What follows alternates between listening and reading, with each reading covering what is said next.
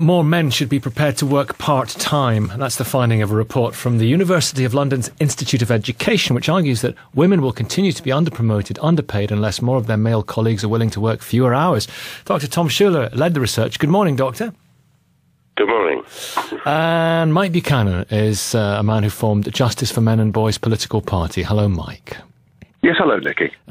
Tom Schuller, of course, women do disproportionately well in the education system and disproportionately badly in the world of work. Would this be good for our economy? Well, indeed, and it's the difference between their performance in education and their performance at work that I call the Paula principle, and it means that we're just not realizing all the potential and the competence that already exists in the workforce. And although progress has been made in some respects on closing the gender pay gap, that's all for full-timers. And nearly 40-45% of women work part-time, and the gender pay gap is still very, very big indeed and shows no signs of closing. So how do we affect this change?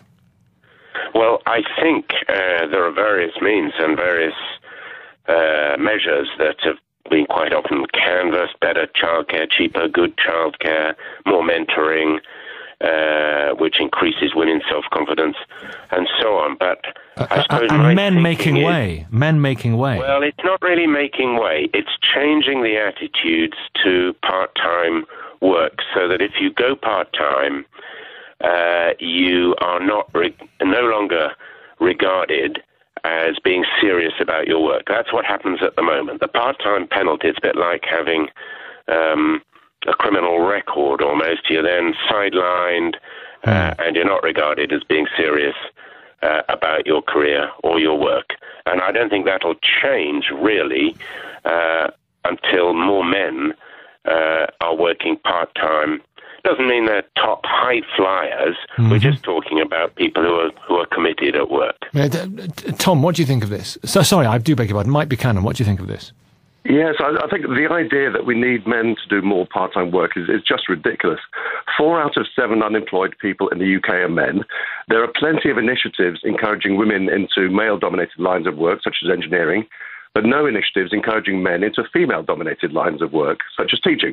Now, at Brunel University today, female postgraduate engineering students are getting £15,000 a year, additional grants solely because they're women. And to get the same grant, male students would have to undertake sex change surgery. Tom? Well, I'm not quite sure how that argument links to mine. Mr. Buchanan calls it ridiculous. I don't follow his logic at all. I agree with him that we need more men to also to go into currently female-dominated occupations. So we're in agreement on that. I think the point is to make sure that... Well, wait, one at a time. Mike, maybe you can expand on your logic. Mike Buchanan. Yes, I think the reason why women tend to do more part-time work than men is very well understood. And it was explained partly by a paper published by Dr. Catherine Hakim, a world-renowned sociologist, back in 2000.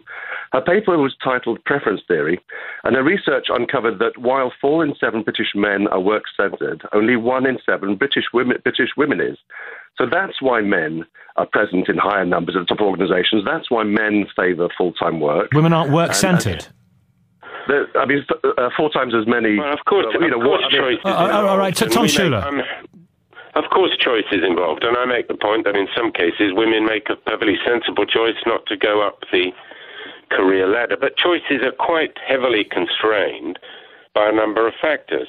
What I'm trying to do in suggesting that we look more closely at this relationship between qualification and where people are in pay and careers is say, let's recognize that there are different types of employment that different kinds of people, men and women, will want to engage in instead of penalizing people who go down the part-time career route. And by the way, there's a really important contextual factor.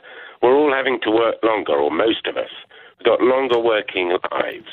So even after childbearing and child-rearing period is over, there's a very substantial period of time left, particularly for women, to work. And if we neglect the qualifications and competencies that they have, it's not only disrespectful to themselves, it's also a huge waste of talent. Thank you very much indeed, Dr.